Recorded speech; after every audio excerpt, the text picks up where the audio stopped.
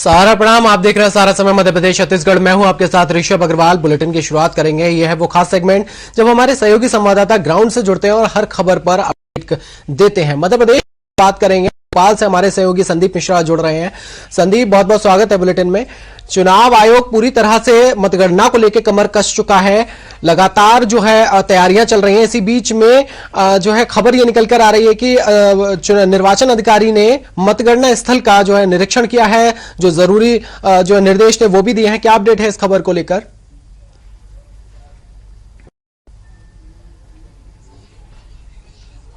बिल्कुल ऋषभ, निर्वाचन आयोग की ओर से अगर हम बात करें तो मतगणना की तैयारियों को अंतिम रूप देने का पूरा प्रयास किया जा रहा है। भोपाल स्थित जो मतगणना केंद्र है, यानी पुरानी जिले में मतगणना होती है भोपाल की, पूरे जिले की, तो वहां पर व्यापक स्तर पे पुलिस कर्मियों को तैनात किया गया है और करीब 1200 कर्मचारियों की तैनाती होनी है मतगणना में, क्योंकि भोपाल में 7 विधानसभा सीटें हैं, तो बड़ी संख्या में कर्मचारियों की तैनाती होगी।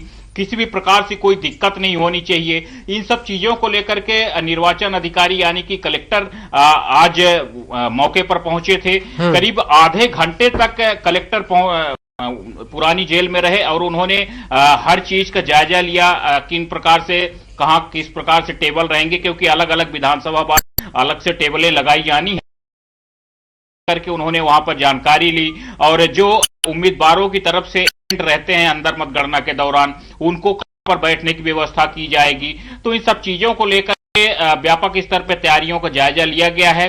किसी प्रकार से मतगणना में व्यवधान नहीं होना चाहिए।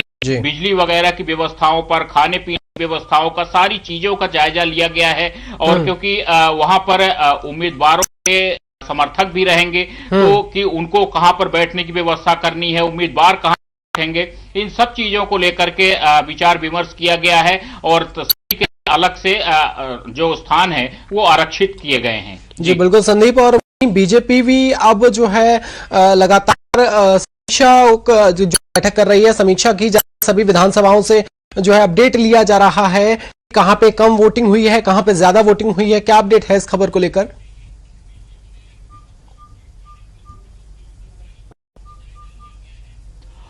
ऋषभ, अगर हम बात करें तो भारतीय जनता पार्टी को उम्मीद थी कि 80% से ज्यादा मतदान पूरे मध्य होगा, लेकिन इस बार वोटिंग प्रतिशत तो बढ़ा है, लेकिन उस हिसाब से नहीं बढ़ा जिस प्रकार से भारतीय जनता पार्टी को उम्मीद थी। भाजपा ने बहुत सारी योजनाएं, लोक लुभावन योजनाओं को लॉन्च किया था, जिस प्रकार से लाडली बहना योजना शुरू की गई थी। करीब 1250 रुपए दिए जा रहे हैं महिलाओं को। घरेलू गैस सिलेंडर 450 रुपए में महिलाओं को लाडली बहना योजना के तहत देने की बात कही गई थी। युवाओं के लिए सीखो कमाओ योजना शुरू की गई थी। तो इन सब चीजों से भाजपा को उम्मीद थी कि वोट प्रतिशत बढ़ेगा, जबकि प्रदेश में अगर मायने में कहें तो करीब 20 लाख के आसपास युवा मतदाता भी जुड़े हैं। तो इन सब चीजों को जोड़ करके ये माना जा रहा था कि भारत इस बार मध्य प्रदेश में 80% से ज्यादा वोटिंग होगी, लेकिन उतनी वोटिंग नहीं हुई है। तो अब भारतीय जनता पार्टी प्रदेश के सभी जिलों का डेटा इकट्ठा कर रही है, विधानसभावार डेटा इकट्ठा किया जा रहा है। जिला अध्यक्षों को निर्देश जारी किए गए हैं कि सभी विधानसभाओं की सही तरीके से डाटा किया जाए। और सबसे बड़ी जो इसमें अहम बात है कि कुछ विधानसभा क्षेत्र ऐसे हैं जहां पर काफी उम्मीद से कम वोटिंग हुई है, वो भारतीय जनता पार्टी के लिए समस्या का सबब बन रहा है। तो फिलहाल इस समय पर समीक्षा का दौर चल रहा है। सभी जिला अध्यक्षों को काम सौंप दिया गया है, क्योंकि भारतीय जनता पार्टी हमेशा अपने कार्यकर्ताओं को व्यस्त रखने में कहीं कामयाब होती है, और यही कोशिश एक बार फिर से भाजपा ने की है कि सभी कार्यकर्ताओं को और जो उसके जिलाध्यक्ष है उनको व्यस्त रखा जाए, उनसे काम की डिटेल मांगी जाए। तो फिलहाल सभी से समीक्षा करवाई जा रही है। जी बिल्कुल। और जैसे कि संदीप आपने कहा कि भारतीय जनता पार्टी लगातार अपने कार्यकर्ताओं पदाधिकारियों को कोई ना कोई कार्य सौंपती रहती है। 3 तारीख को जो मतगणना होने वाली है, उसको लेकर भी प्रशिक्षण किया जाएगा। 26 नवंबर को जो है प्रशिक्षण का आयोजन किया गया है। 230 विधानसभाओं के जो कार्यकर्ता हैं और पदाधिकारी, उनको प्रशिक्षण देने का काम किया जाएगा। क्या अपडेट है इसको लेकर?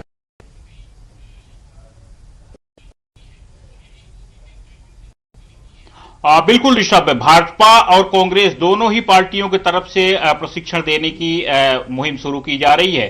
कांग्रेस पार्टी सभी प्रदेश की सभी 230 विधानसभा सीटों से अपने उम्मीदवारों को या फिर उम्मीदवार के जो उनके खास होंगे कार्यकर्ता, तो उनको बुलाया गया, यानी कि भोपाल में कांग्रेस की तरफ से 230 उम्मीदवारों को आमंत्रित किया गया है और उनको मतगणना की ट्रेनिंग दी जाएगी और सभी को निर्देश दिए जाएंगे कि जितने चरण होते जाएंगे, अगर एक चरण समाप्त होता है तो उसका प्रमाण पत्र लिया जाना है, जब दूसरा चरण शुरू होगा और समाप्त होगा तो फिर उसका से प्रमाण पत्र लेना है। तो इस प्रकार से कांग्रेस पार्टी यहाँ पर ट्रेनिंग देगी, फिर जो ट्रेनिंग यहां से लेके जाएंगे तो अपने विधानसभा क्षेत्र में अन्य कार्यकर्ताओं को ट्रेनिंग देंगे। ठीक इसी प्रकार से भारतीय जनता पार्टी ने भी रणनीति तैयार की है। भारतीय जनता पार्टी ने भोपाल में कार्यकर्ताओं को बुलाने के बजाय एक्सपर्टों की टीम को जिला स्तर में भेजी है और सभी जिलों में भारतीय जनता पार्टी के एक्सपर्ट जाकर के अपने उम्मीदवारों को ट्रेनिंग देंगे ताकि वो बड़ी संख्या में एक साथ कार्यकर्ताओं को भी ट्रेनिंग दे सकें। तो ये सिलसिला फिलहाल भाजपा और कांग्रेस दोनों में ही चल रहा है। 2 दिन के अंदर ये पूरा सिलसिला खत्म किया जाएगा। कांग्रेस पार्टी में 26 तारीख की डेट रखी गई है, भाजपा में ये कार्यवाही शुरू हो चुकी है, पूरी प्रक्रिया शुरू हो चुकी है, निर्देशित कर दिया गया है सभी जिलाध्यक्षों को और जिलाध्यक्षों के माध्यम से सभी जगहों पर एक्सपर्टों को बुला करके ट्रेनिंग सेशन शुरू हो चुका है। जी बिल्कुल संदीप, और मैं एक बात और समझना चाहूंगा, चुनाव बिल्कुल खत्म हो चुका है, मतगणना का इंतजार हो रहा है, नई सरकार का इंतजार किया जा रहा है। वो कौन सी सरकार होगी ये 3 दिसंबर को तय होगा, लेकिन लगातार कांग्रेस और बीजेपी की तरफ से समीक्षाओं का दौर चल रहा है। तरह की चीजें, प्रशिक्षण देना अपने कार्यकर्ताओं को या जो है समीक्षा करना, लगातार ये देखना कि कहां पे कम चुनाव हुआ, कहां पे ज्यादा। तो इससे पार्टी को अब क्या लाभ होने वाला? मतगणना पे तो कोई असर नहीं पड़ने वाला इसका।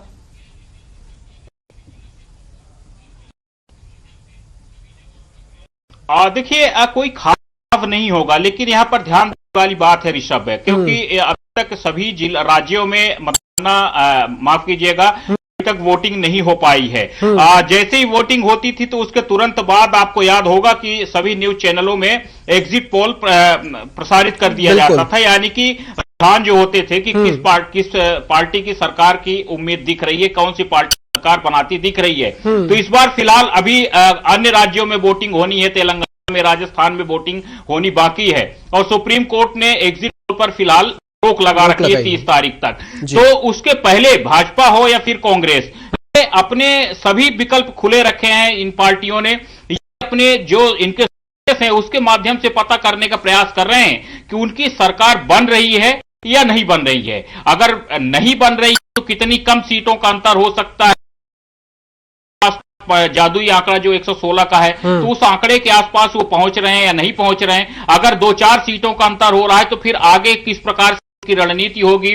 निर्दलीय अगर जीतेंगे तो निर्दलीय हो सकते हैं, तो फिर उन दौरे डाले जा सकते हैं। तो इस प्रकार से अलग अलग तरह से रणनीतियां तैयार की जा रही हैं। Plan A, plan B, plan C के तहत अलग अलग प्लान तैयार हैं भाजपा और कांग्रेस की तरफ से। एग्जिट पोल न आने के कारण इनकी जिम्मेदारियां फिलहाल ज्यादा बढ़ गई, इनके काम बढ़ गए। यही कारण है कि फिलहाल सभी सीटों पर, सभी जगहों पर, सभी जिलों में भाजपा और कांग्रेस अपने तरीके से समीक्षा कर रही है और ये डिटेल हासिल कर रही है कि उनकी कितनी सीटें उनको मिल रही हैं। जी बिल्कुल, और वहीं एग्जिट पोल पर रोक लगी हुई है, 3 तारीख का इंतजार है। लेकिन मैं आपसे जानना चाहूंगा, क्योंकि आप फ्लोर पर हैं, जमीन से जुड़े हुए हैं, लगातार जनता के बीच में पहुंचते हैं, जनता के बीच में जाकर मुद्दों को समझते हैं, तो इस बार क्या समीकरण दिखाई दे रहे हैं? क्योंकि इस बार बीजेपी कांग्रेस के साथ साथ तीसरी जो शक्ति है उसमें कई सारे जो मजबूत दल हैं और राज्यों में सपा हो या आम आदमी पार्टी हो, उन्होंने अपना जो वर्चस्व दिखाने की कोशिश की है और इस बार विधानसभा में जीत का दावा किया है, अपनी सीटें लाने के प्रयास किया है, कैंडिडेटों को उतारा। क्या समीकरण दिखाई दे रहे हैं कि इस बार 3 दिसंबर को किस खाते में कुर्सी जा सकती है?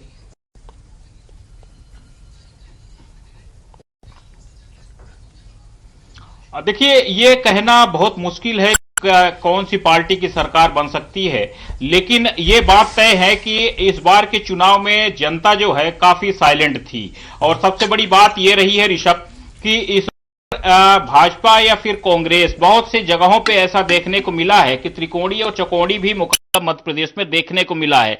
मध्य प्रदेश में भी लगातार नोटा की संख्या बढ़ती चली जा रही है।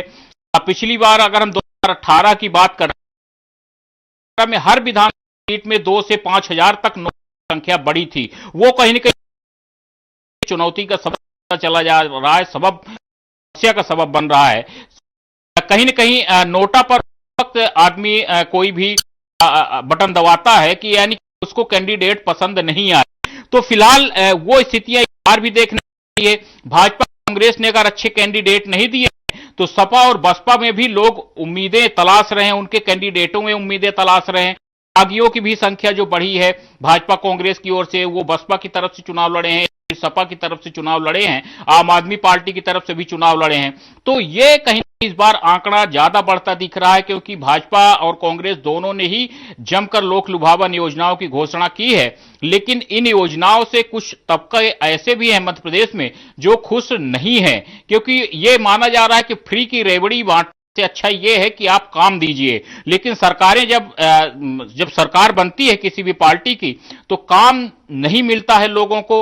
आज भी युवा रोजगार के लिए लगातार भटक रहा है। तो ये बहुत सारी समस्याएं मध्य प्रदेश में अभी भी बनी हुई हैं। पलायन लगातार चल रहा है प्रदेश के सभी जिलों में, अन्य राज्यों में लोग रोजगार की तलाश में पहुंच रहे हैं युवा वर्ग। कोटा की समस्या बढ़ रही है लगातार। साथ में यही कारण है कि भाजपा कांग्रेस से नाराज है। तीसरा विकल्प न हो पाने के कारण अलग से निर्दलीय अथवा सपा बसपा की तरफ लोग भाग रहे हैं। तो ये भाजपा कांग्रेस दोनों के लिए कहीं न कहीं चिंता का सबब है। जी, दिखाई दे रही है फ्लोर पे जो चल रही है।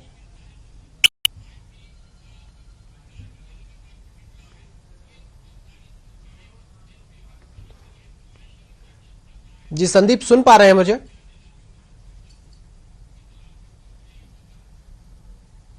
चलिए संदीप, आपने तमाम जानकारी हमारे दर्शकों के साथ साझा की। अब जबलपुर का रुख करेंगे। संजय मलिक हमारे सहयोगी संवाददाता हमारे साथ है। संजय, बहुत बहुत स्वागत है बुलेटिन में। आज संघ प्रमुख जो है पहुंचे हुए हैं जबलपुर में और कार्यक्रम में शिरकत करने पहुंचे हैं। क्या अपडेट है कार्यक्रम को लेकर? संघ प्रमुख जो पहुंचे हैं यहाँ पर सबसे पहले वो केशव कुटी जो संघ का मुख्यालय है यहाँ पर आए हैं, और इसके बाद फिर वो एक निजी कार्यक्रम में आज शामिल होंगे। संघ के ही एक कार्यक्रम है, यहाँ बिटिया की शादी है, उसमें शामिल होंगे। पारिवारिक समारोह है ये, और उसके बाद फिर वो यहाँ से प्रस्थान करेंगे। लेकिन संघ प्रमुख को जबलपुर आगमन हुआ है, उसके बाद सुरक्षा काफी बढ़ाई गई है। केशव कुटी के आसपास कड़ी सुरक्षा व्यवस्था की गई है। कार्यकर्ताओं को के अलावा किसी अन्य व्यक्ति को वहां पर प्रवेश नहीं दिया गया है, क्योंकि संघ प्रमुख बड़ी हस्ती माने जाते हैं, और इसी के तहत जो है वो ये कड़ी सुरक्षा व्यवस्था यहाँ पर रखी गई है। बीजेपी और संघ के बड़े नेता जो हैं वो उनसे मिलने पहुंचे हैं। मोहन भागवत ने उन सभी से मुलाकात भी की है, और शाम को जो है वो विवाह समारोह होगा, इसमें वो शामिल होंगे, और इसके बाद फिर वो यहाँ से रवाना होंगे। तो जो बीजेपी है और जो संघ के जो कार्यकर्ता उनमें बड़ी सरगर्मी है मोहन भागवत के आगमन को लेकर, और सभी बड़े नेता जो हैं वो सक्रिय हैं और केशव कुटी पहुंचे हैं और सभी मुलाकातें कर रहे हैं। जो दिन भर जो है वो लगातार संघ और बीजेपी के कार्यकर्ताओं का केशव कुटी आना जाना जो है वो लगा रहा है, क्योंकि अब चुनाव भी खत्म हो चुका है। ऐसे में जो भी बड़े नेता हैं जो कार्यकर्ता हैं बीजेपी के, वो भी फुर्सत में है। इस वजह से तादाद में जो कार्यकर्ता जो है उनसे मोहन भागवत उनसे मिलने का अवसर जो है बड़े नेताओं को, बड़े कार्यकर्ता जो हैं उन्हीं को ही मिल पाया है। बाकी कार्यकर्ता जो हैं वो उन्होंने उनकी बातचीत जरूर सुनी है। तो ये कार्यक्रम जो है फिलहाल अभी तक है मोहन भागवत का, और वो शाम तक जबलपुर में ही रहेंगे। जी बिल्कुल संजय, और मैं एक अपडेट और जानना चाहूंगा। नगर निगम ने टैक्स बकायेदारों पर बड़ी कार्रवाई की है, उनके खाते फ्रीज कर दिए हैं। करीब 2850 से ज्यादा खातों को फ्रीज किया गया है, वहीं नोटिस भी जारी किया है। क्या है पूरा मामला, जरा बताइए। जो नगर निगम है जबलपुर की का ज्यादातर खर्चे जो है और जो राज्य शासन से क्षतिपूर्ति प्राप्त होती है उसी के नगर निगम अपना कार्य चलाता है, जो विकास कार्य होते हैं वो चलाता है।